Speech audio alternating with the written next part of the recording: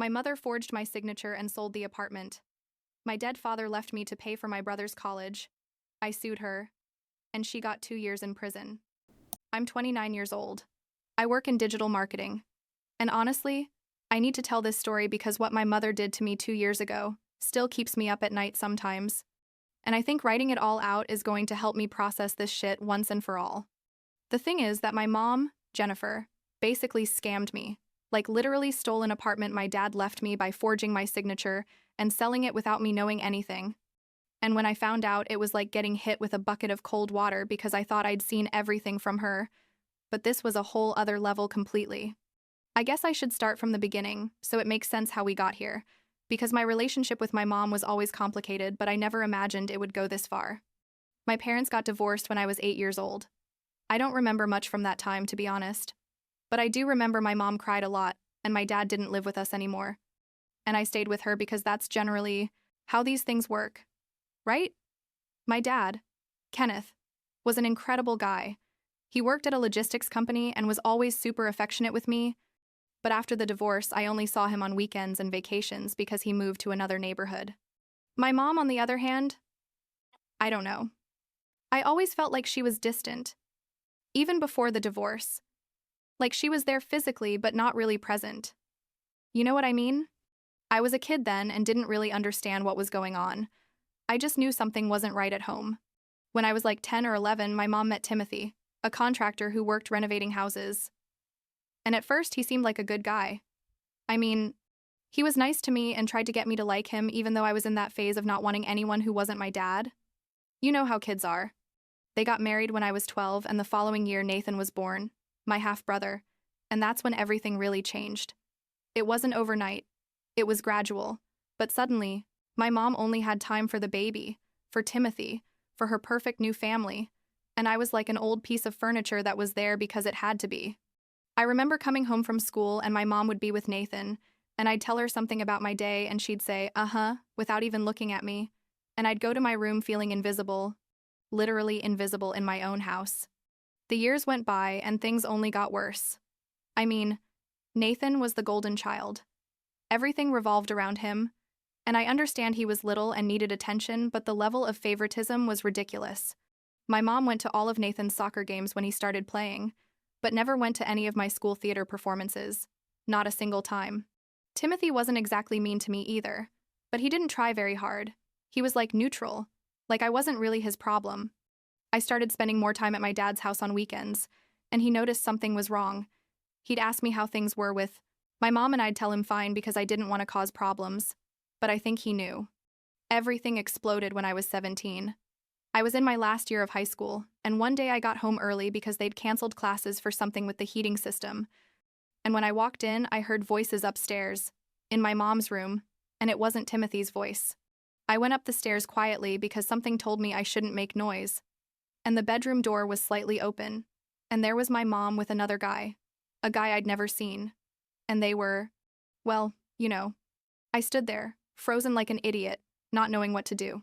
And then my mom saw me, and the expression on her face was pure panic, but also like anger, like how dare you be here.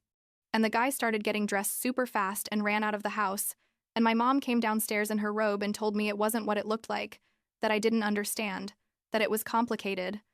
And I just told her she was a liar and a cheater and that Timothy didn't deserve this.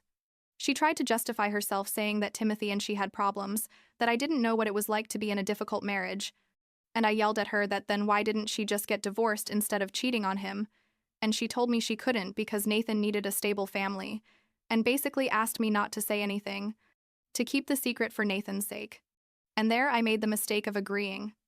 I mean, I didn't say anything because I thought about Nathan, who was like 6 at the time, and I didn't want to ruin his life.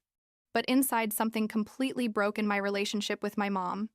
I couldn't even look at her without feeling disgusted, and every time Timothy came home and greeted her like nothing was wrong, I felt like an accomplice to the lie, and it was eating me alive. I called my dad that night crying and told him everything. Not all the details, but I told him I needed to get out of there, that I couldn't take it anymore, and he, without asking questions, told me to pack my bags and that he was coming for me. My mom went crazy when I told her I was going to live with my dad. She said I was ungrateful, that she'd raised me alone all those years. A lie. My dad was always there and paid child support. That I was being dramatic. But she didn't really try to stop me. I think it was convenient for her that I left, because that way she didn't have to deal with my judgmental looks every day. Timothy was working when I left, so I didn't even see him. I just grabbed what I could and got out of there. Living with my dad was the best thing that could have happened to me. Seriously? It was like breathing after you've been drowning. He lived in a pretty decent 2-bedroom apartment. It wasn't luxurious, but it was comfortable. And he let me decorate my room however I wanted, and he'd ask me how my day had been for real. Expecting real answers, and we'd have dinner together every night talking about everything. He never spoke badly about my mom in front of me, even though I know he knew she hadn't been a good mother. He simply told me that some people don't know how to love others well, but that didn't mean I didn't deserve love, and I carry those words with me to this day. A year later, when I was 18 and applying to colleges, my dad told me he had a surprise for me, and he took me to see an apartment in a nice building in a quiet area of the city, and he told me it was mine, that he'd bought it so I'd have somewhere to live while I studied and after, that it was my inheritance, my security. I started crying right there because no one had ever done something that big for me. And he hugged me and told me I was the most important thing in his life and that he wanted to make sure I was always okay. The thing is that because of complicated legal issues with custody and I don't know what else, my mom's name appeared on some of the apartment paperwork because technically I was still a minor when the procedure started. But my dad assured me the apartment was mine, that he'd put in all his money and that I was the real owner. I just needed to wait until I was 21 to transfer it completely to my name without legal complications. I moved into the apartment when I started college and it was beautiful, like my first place of my own. I decorated it with posters of bands I liked and plants that died every 2 weeks because I forgot to water them, and my dad visited often and sometimes we'd cook together on Sundays. My mom would call occasionally asking how I was, but the conversations were superficial. She never apologized for anything, never acknowledged she'd been a bad mother. She just acted like everything was normal, and I went along with it to avoid conflict. I saw Nathan a couple times during those years, at family birthdays and stuff, and he was a good kid. It wasn't his fault he was in the middle of all this, but we still didn't have a close relationship. When I was Oftingserdes, 21, my dad started feeling sick. At first we thought it was work stress or something, but after several tests they diagnosed him with cancer, and it was devastating because he was only 52 and had always been healthy. He exercised, ate well, and suddenly he had this death sentence hanging over him. He was in treatment for about a year and a half. I paused some classes so I could take care of him and go with him to his chemo appointments. And it was horrible watching him deteriorate little by little. This man who had been my rock, my only source of constant love, was dying in front of my eyes and I couldn't do anything to stop it. My mom showed up a couple times at the hospital when my dad was really bad. And it was super awkward because she acted like the concerned ex-wife. But I knew she was only there for appearances, probably because Timothy had told her it was the right thing to do. My dad died 3 weeks before turning 58. On a Tuesday afternoon, I was there holding his hand and he told me he loved me and was proud of me and to keep going forward. And then he just left. The funeral was small, just close family and some of my dad's friends, and I was like on autopilot making arrangements and receiving condolences and not really processing that my dad was gone. After the funeral, a lawyer contacted me and explained that my dad had left everything in order, that the apartment where I lived was now officially mine without any complications. He gave me all the papers and legal documents, and he told me my dad had been very specific that I be the sole owner. He also left me some money in savings. It wasn't a fortune, but it was enough to finish college without having to work full-time. And I cried reading his will, because even in his death he was taking care of me. The next 2 years were weird. I finished my marketing degree, got a decent job at an agency, and basically focused on surviving day to day without thinking too much about anything else.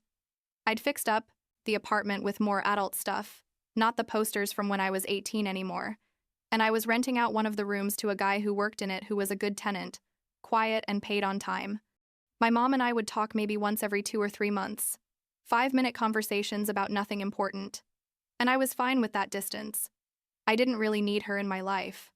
Everything changed about 2.5 years ago when my mom called me one day crying, saying she needed to talk to me urgently, that it was about Nathan, and I thought something bad had happened, so I went to her house the next day. She received me all dramatic, with red eyes like she'd been crying for hours, and she told me Nathan had been accepted to a private university that was super expensive, like $40,000 a year, and that they didn't have that money, that Timothy had had problems with his contracting business and they needed help. I asked her what kind of help, and she, looking me straight in the eyes, told me she needed $50,000 for Nathan's first year, that they'd figure out the rest later, but they needed that now. I was like, what? Because $50,000 is a ton of money and I didn't have it. The apartment was probably worth like $180,000 at that point, but it was completely paid off and I didn't have $50,000 in cash. I had like $15,000 in savings from what my dad left me and my salary. I told her I couldn't help her with that I was sorry for Nathan, but that amount of money was out of my reach. And she got furious. She told me I had a whole apartment my dad had given me for free, that I hadn't worked for it, that it was selfish, that I didn't want to help my brother. That family helps each other. And I told her Nathan could go to a public university or get scholarships or student loans like everyone else does, and that besides, she'd never acted like family to me, so don't come at me with that story now. We had a bad fight that day, she yelled, horrible things at me, that I was spoiled, that my dad had indulged me too much, that I was just as selfish as him. And I told her that at least my dad had really loved me unlike her, and I left her house swearing I wouldn't talk to her again. About 3 months went by without contact. I continued with my normal life, working and hanging out with friends and basically forgetting I had a mother. Until one day I got to the apartment, and my tenant was waiting for me at the door. Super upset, saying he'd received an eviction notice, that the apartment had been sold and he had 30 days to leave. I told him that was impossible, that I was the owner and I hadn't sold anything, and he showed me the official notice that came from a real estate agency with all the legal stamps, and it said the apartment had been sold 2 weeks ago, and the new owners would take possession in a month. I started to panic. I called the real estate agency, and after talking to like 5 different people, they confirmed that yes, the apartment had been sold, and that the signatures were in order, that everything was legal. I told them I was the owner and I hadn't sold anything, and the woman told me very dryly that according to their records, I had signed all the sale documents 3 weeks ago. I went straight to my mom's house, didn't even call first, just showed up and knocked on the door like crazy until she opened, and I asked her what the fuck she'd done. And the face she made told me everything I needed to know before she even opened her mouth. She tried to act confused at first, asking me what I was talking about. But when I told her I knew she'd sold my apartment, the mask fell, and she told me, yes, she'd done it, that she'd sold it for $190,000, and that money was for Nathan, for his education and his future. I think I'd never felt so much rage in my life, like I could feel my heart beating in my ears and my hands were shaking, and I yelled at her, how dare she? That apartment was mine. My dad had given it to me. And she very calmly told me that technically her name was on the original papers and she'd just taken advantage of that, and that she'd forged my signature because she knew I wasn't going to help voluntarily, but Nathan needed it. When she said she'd forged my signature, something in me broke. I told her that was a crime, that it was fraud and document forgery. And she answered, what was I going to do? Report my own mother? Ruin Nathan's life when he had nothing to do with this? To be reasonable? That the money was already spent on Nathan's tuition anyway? That there was no going back? Timothy appeared at that moment asking what was happening, and when I explained, he looked surprised and embarrassed, but my mom told him she'd done what she had to do for her son, and he didn't say anything else. Just stood there like an idiot. I left there shaking with rage and went straight to find a lawyer. I spent like $3,000. I didn't really have on legal consultations, and the lawyer explained to me that yes, it was clearly fraud and forgery, and there was a high probability of winning the case, but I had to be prepared because this meant legally prosecuting my mom, that she'd probably go to jail if found guilty. I didn't think twice. I told him to go ahead with everything. I filed the formal complaint for fraud, document forgery, and misappropriation, and everything went to hell from there. The legal process was long and exhausting. It lasted like 8 months between investigations and hearings. They had to bring in experts who analyzed the signatures and confirmed that the signature on the sale documents wasn't mine, that it was a pretty obvious forgery when you compared it with my real signature. My mom hired a lawyer who tried to argue it had been a misunderstanding, that she thought she had authorization, but there were emails and text messages where she clearly knew I'd refused to help her with money, so that argument didn't work at all. Nathan had to testify, and the poor kid was destroyed. He was 19 at the time, and had just found out his tuition had been paid with basically stolen money. And he said in court he didn't know anything about this, that his mom had told him she'd gotten the money from some investments, and I believed him because Nathan wasn't bad, just a normal kid who got caught in the middle of his mother's craziness. The judge finally ruled in my favor. They found my mom guilty of fraud and document forgery and sentenced her to 2 years in prison, which could be reduced with good behavior, but she had to serve at least 16 months. He also ordered her to return the money from the sale of the apartment to me, although the apartment itself couldn't be recovered because the new owners had bought in good faith, but I was at least going to get my money back. Jennifer, my 2-year-old mother, who thought she was so smart, ended up being taken to prison in handcuffs. And I was there in court watching it, all, and feeling. It's nothing. I mean, I thought I was going to feel satisfaction or victory, but I only felt empty. After the sentencing, I went to Timothy's house. We sat in his living room and I told him about what I'd seen when I was 17, about the guy my mom was cheating on him with in their own bed. And he was quiet for like 5 full minutes, processing everything. And then he asked me why I hadn't told him before, and I told him the truth, that my mom had asked me not to say anything for Nathan's sake, and I'd agreed at the time because I was a stupid kid who didn't know better. He cried there in front of me. This 3-year-old man who had always been so stoic cried because he realized his whole life with my mom had been a lie, and he thanked me for finally telling him the truth, even though it hurt.